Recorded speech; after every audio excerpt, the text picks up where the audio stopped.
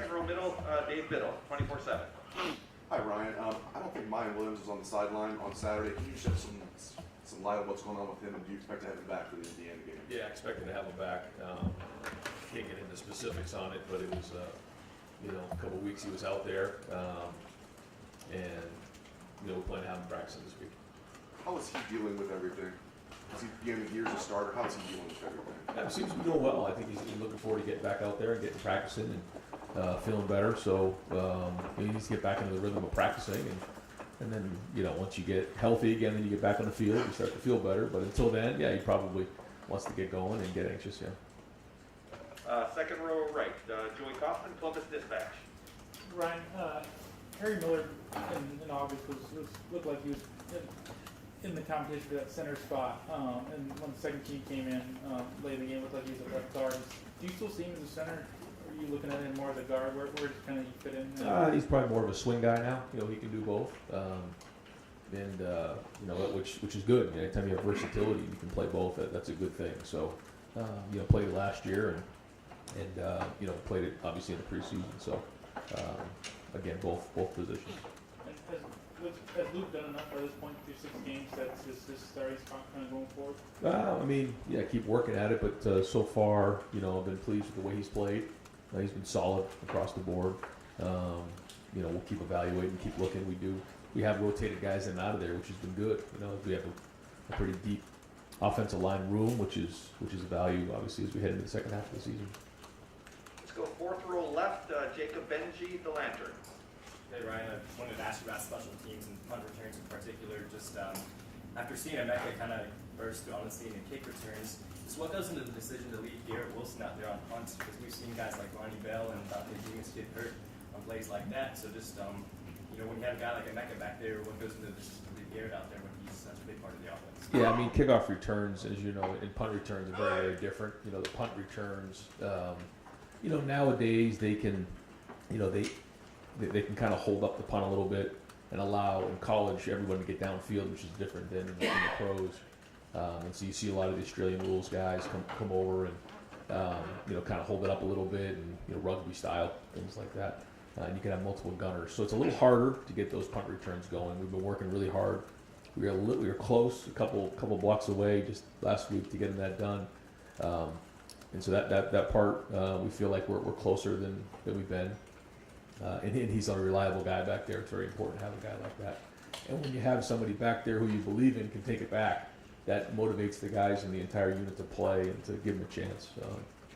But in terms of the punt returning, that's a much different deal than kickoff return. Kickoff return is just a lot of momentum on both sides, and so it's one of those things we've looked at really, really hard to decide if last year, as we didn't do that. We tried to take the ball to 25. This year, we're picking and choosing our spots, and we think that it's appropriate. And a big part of that is the guys who are on that unit. It's not just the returner; it's everybody involved. Yeah, speaking of the offense, it seemed like every time you had the ball, you scored at the end of the series. So I know your hands deep in the offense and play calling and whatnot, but who else do you want to highlight that goes into making the decisions on offense and play calling? Have it just roll and roll that teams can hardly keep up to. Well, it's everybody, and it's when things go good, when things go bad. You try to figure out, why that is, but we have very, very good players. That's the first thing, and those guys are doing a good job right now of executing. But in terms of the game planning and play calling, Kevin and I, do it together, and then certainly Stud and Tony and Brian Hartline and Corey and all the guys in that entire room help put that plan together on a weekly basis. And the most important thing is certainly a clean plan, but practicing well and executing at a high level during the week, so that when you get to the game, and you put it back on the field. You can't just show up on Saturday and expect that to happen. So, if we want to continue to build, we have to continue to practice better. Now, right in front of him, Dan Holt, 11 Warriors. Ryan, we saw Cam Brown leave the game early on Saturday. Kind of what's his prognosis? Yeah, I don't know if he'll practice this week. We'll kind of go day to day and see how he's feeling. But, he's a guy who's been playing when he's been out there. He's done a good job. It's just, he's had a hard time staying on the field, and so hopefully this is just another bump in the road. But once he gets back, he's a big part of our defense. Do you think he'll be back for the Indiana game? I hope so. Yeah, we'll see. We'll probably get a better idea towards the middle of the week. That position group as a whole, I mean, obviously both Cam and Seven have both had to deal with some injuries. Just how do you feel about where that position is in terms of, you know, who you got starting out there and your depth there? I mean, I feel solid about it. I don't know if I can sit here and tell you I feel great about that right now. Midway through the season, I think we're better than we were 6 weeks ago. But overall, still looking for more consistency and more production from that spot. A little far left, Justin Holbrook, WCMH. It's just your thoughts, Ryan, on Big Ten having 5 teams in the top 10, and what is it about the conference that maybe has changed since you've been here, and why that makes it to the top? Yeah, I don't know if I can put my finger on it, but we have some great coaches in this league. We have some great universities who do a great job recruiting, and it's exciting. It's exciting for our conference, and we got some of these big games coming up here in the next 6 weeks, but it's great for the conference, and we're obviously excited to play them. Front row, middle, Bill Rabinowitz, Columbus Dispatch. All right. Early in the year when you guys were struggling, you admitted you weren't sleeping very well. How are you sleeping now? I say in the context of, how good do you feel about where you guys are right now? Yeah, I don't know how well I'm still sleeping. We still got a lot of football left. We haven't done anything yet. But I think that there is some confidence being built. You can see that some guys are starting to settle into some roles, and that's a good thing. And we're not doing everything for the first time. And I think when we walk onto the field, we're expecting a high level of execution in all 3 phases. And because of that, there's just a confidence about the team right now that's good. But the competition's going to increase. We're going to have to go on the road here, night game at Indiana, and play well here, pretty soon. And the games are just going to get bigger and bigger. So, we still have a young team that hasn't changed, but having 6 games under our belt, I do think we're in a better place than we were six games ago. And in your mind, what are still the biggest issues, the biggest questions you guys have to answer? I don't know if it's 1 or 2 things. I just think that as the competition increases, things get harder and harder. Executing at a high level and using fundamentals and taking care of the football and tackling and all of those types of situations. Because when you play in matchup games, you play in tight games, every play matters. Every rep matters, and all it can take is 1 or 2 plays, and your whole day can be ruined. And while we played well the last couple of weeks, that wasn't really the case where it was coming down to 1 or 2 plays. And so, just continually focusing on that and fundamentals, and winning the wars up front on the offensive defensive line, stopping the run, running the football, playing situational football. It's going to come down to some short yardage plays here in some of these tight games, some red zone execution, those type of things. Yeah, what do you want to get done this week? I know you got practice yesterday, today, or today. Yeah, we're keeping it as game-like as we can. So Tuesday is going to be a padded practice. Wednesday will be a padded practice, and we'll take the pads off on Thursday. Tuesday for us is first and second down. Wednesday, third down red zone. And then we try to polish on Thursday. We're going to try to keep that momentum going because I think our guys have gotten to a rhythm with that. We didn't practice on Sunday, and we won't practice on Saturday. And so I think obviously we want to get some of those guys some rest and get them off their feet a little bit and recharge for the second half of this run here. But also continue to work on fundamentals, keep the good on good work going this week, and we got to keep getting better. I feel like we've gotten better, but we can't all of a sudden stall during a bye week and take a huge deep breath and not get better. There's things about the bye week you really enjoy. And there's other things that you kind of wish you continued on the routine because we have gotten to a rhythm here. But I think it's come at the right time, and a chance to also just look at and reflect on these first 6 games. Where are we at? Look at our personnel. Look at our scheme. Look at things across the board and make sure that we're in the right place. Heading into these last 6 games. Fourth row left, Mark Snyder, Press Pros. Coach, is this a good time to have a bye week? Because people are saying, well, they're so hot right now. Right. And I think Garrett Wilson said, things are going on rails right now. Or is this a great time considering you're at the midway point? Yeah, you could look at it both ways, I guess, and make a case. It doesn't matter because it's here, so we're going to make the best of it. But you could look at it both ways.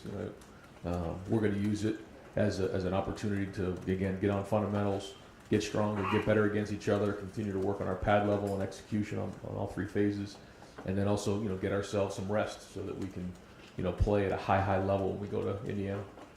And with regard to your second and third quarterbacks, do you feel better about that now that 3 weeks of play, and you've got more information on them, just in case they are needed even more so down the road. Yeah, I feel better, like you said, because we have more information.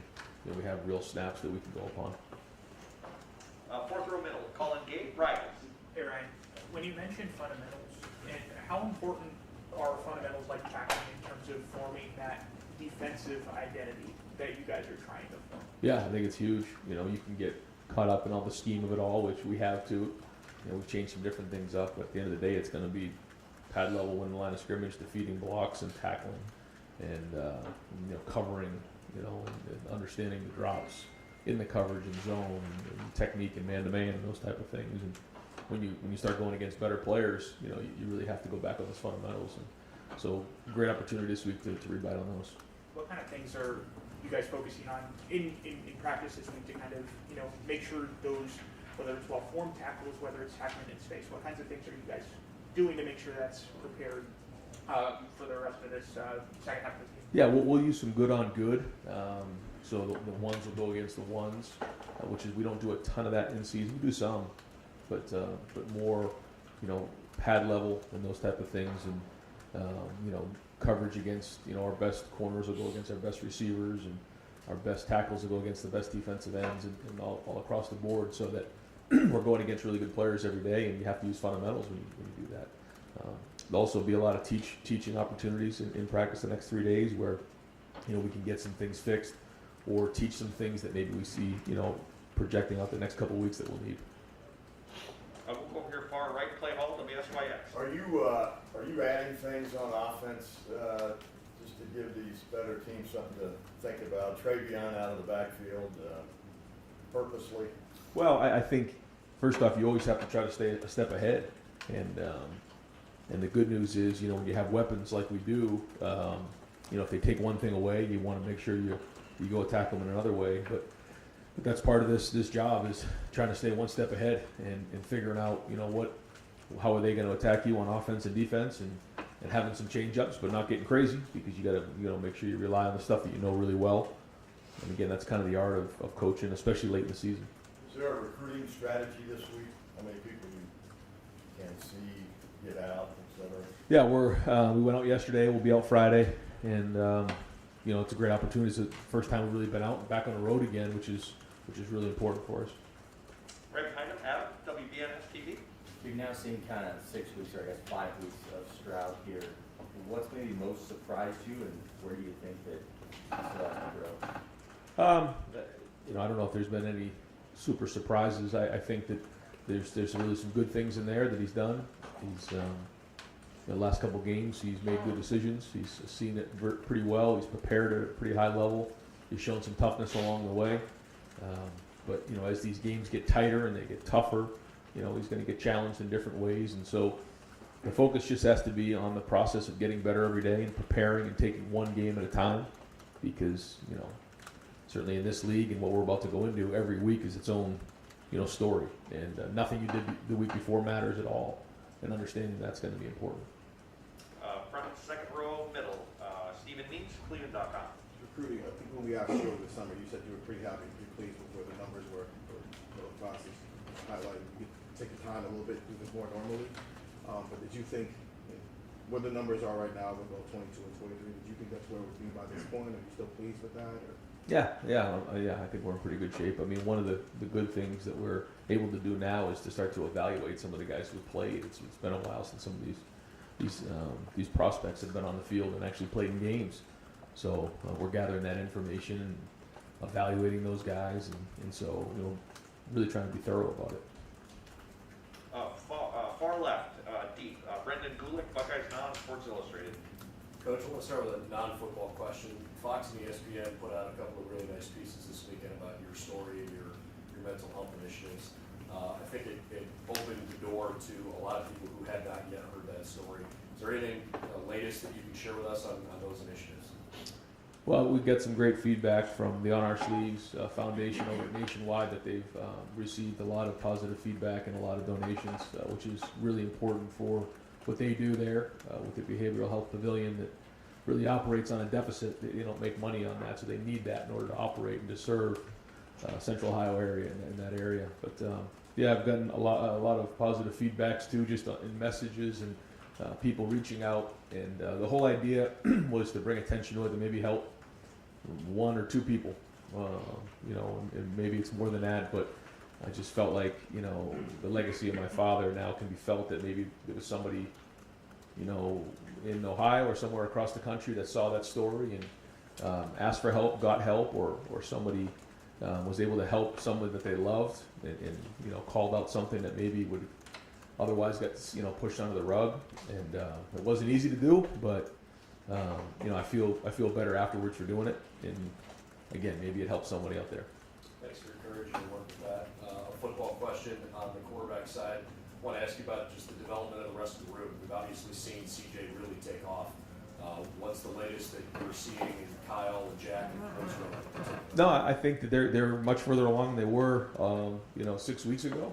I know they all want to get more reps, and the more reps they get, they feel that they're making progress. But the good news is they've been in some games, and they've learned that, you know, you don't get a second chance in a game.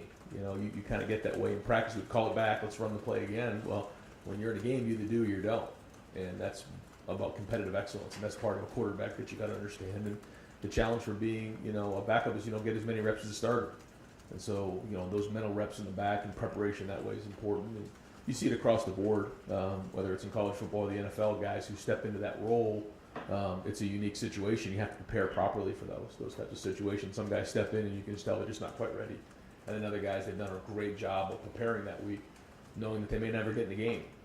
And that's a unique situation that they're learning about, and you never know. You might be right in the middle of it.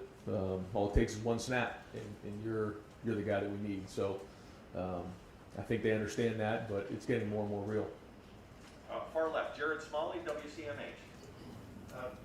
Ryan, the TV broadcast this week mentioned that DeJuan Jones' jersey is the biggest Nike's ever made. You know that's true? Yeah, I'm sure it is. Yeah. There's a bigger one out there. I'd like to see who he looks like. Maybe Shaquille O'Neal or something. Just his emergence this season, I think you all have always known to be the physical tools that were available to you with him, and his attitude and those things that made him a unique talent.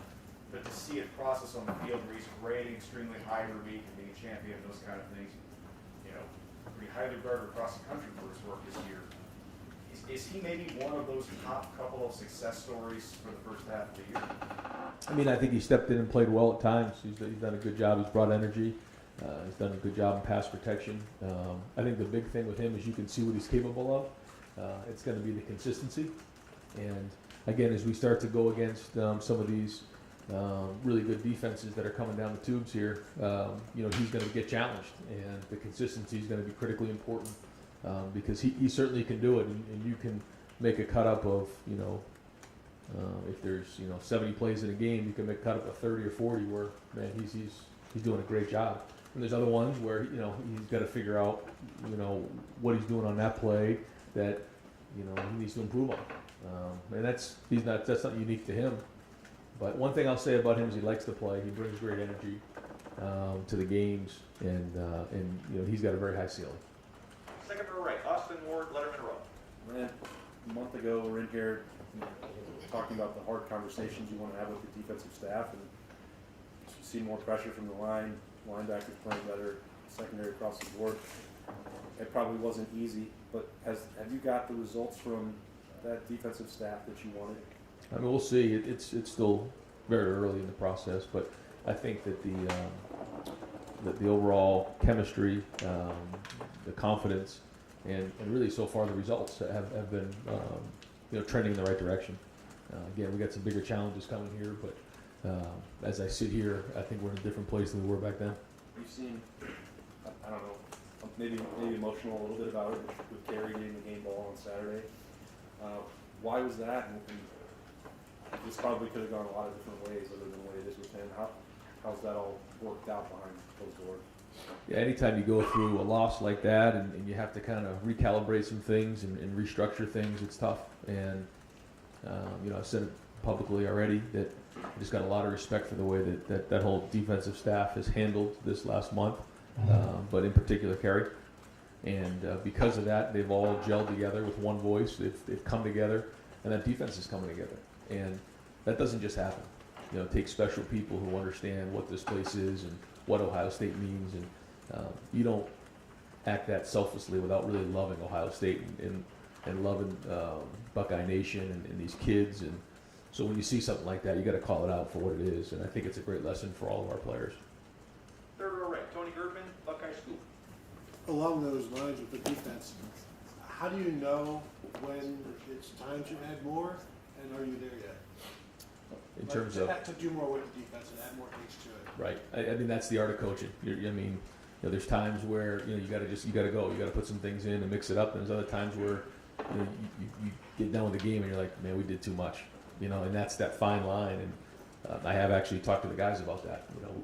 We got to keep adding, but at the same time, we can't all of a sudden get done with the game and be like, man, we try to do too much. We're jack of all trades, master of none. Like that's not a good feeling either. And so that's the back and forth conversation that these guys have got to have. And I trust them. I mean, they're preparing at a high level. They're getting the guys ready. They're identifying what their guys can do better now. And so because of that, there's a lot of rhythm. And I also think there's just rhythm in the game right now for them where Kerry's upstairs. He sees it very, very well up there. The information that's coming down to Matt, Matt's doing a good job calling it. Larry's doing a great job down on the field. And so is Al. And then I talked all season long about paring down the rotations and all of these things. Yeah. You've got two sets of two linebackers seem to be playing really, really well right now. How would you assess that? And does that surprise you that you can rotate like that? I think that they're getting better every time they play for sure. We'll see again as we go into these last 6 games where they're at, but there's definitely improvement. And I think when you can play 2 guys at each position, that helps. Let's say you play 70 plays. If each guy can have 35, you can be more efficient. When you cut your plays in half, you can just be faster. You can, you can play with more precision. Just the whole thing. You can focus better. When you cut those reps down, and then as they get more and more reps under their belt, then they can take on more reps. There's still not a lot of guys on our defense that can play a full of the whole game over there. 70 some odd plays, so we get guys in and out, but it's starting to build up. You're starting to see those rep counts add up on some of the guys, and that's a good thing. Because if we're going to stop some of the offenses we're about to play, the linebackers got to play well. Right behind him, Nathan Barrett, Cleveland.com. Continuing the theme here, but you've talked before about the job that Larry's doing, the job that Kerry's doing, and how that's all sort of funneling together. Obviously, there's staffs out there where they have sort of run game coordinator, pass game coordinator. Is that what you would kind of call what's happening right now? And is the way it's working giving you any new ideas on how to structure this in the future? I don't think that we have, really the run game, pass game, but certainly Larry and Al have, a lot of conversations about the run game and how to stop the run, and certainly how to get after the quarterback. And Matt and Kerry do a great job in the back end in terms of understanding the coverages, and then they're all getting in there together and putting it all together that way. And I think that's important. And I also think they're doing a better job of meeting together as a group, the entire defense, so that it's heard from one voice. And I think the players, the feedback I'm getting from them is that they appreciate that because they understand how the back end fits in with the front end, and everybody's moving in the same direction. If those components were all still pretty much in place from the beginning, that collaboration was already happening, what are you seeing or hearing as far as the way Matt is calling the game? Is it decisions he's making in the moment? Is it just communication? What's different and what's been better? I don't know if I can name one thing, but I think it's just the whole thing. It's just job responsibilities and how it's going to how these guys are going about putting the game plan together and calling it. It just seems to be working the way it is right now. Far right, in the back, Zach Carpenter, Letterman Row. Hey, Ryan, I know guys like Paris Campbell really use that little pop pass behind the line of scrimmage really effectively. And we saw a little bit against Akron, against Rutgers, and then even a little bit as sort of a decoy in the Maryland game with Chris Olave going in motion. Just what sort of extra dynamic does that bring to your offense, and is that something that you kind of want to start implementing more? Yeah, the jet sweep is something that has really come into our game probably in the last 3 or 4 years. It's an opportunity where one of your guys is running full speed at the snap and everybody else is still, and he can get the ball either on a handoff or or a quick toss, and he's going full speed the minute the ball's snapped. And so that allows us to attack the perimeter. And we try to find as many ways as we can, whether with bubble screens, running the ball, throwing the ball out there, or this, to attack the perimeter. And anytime you can force them to defend the entire field, now you're creating space for your players.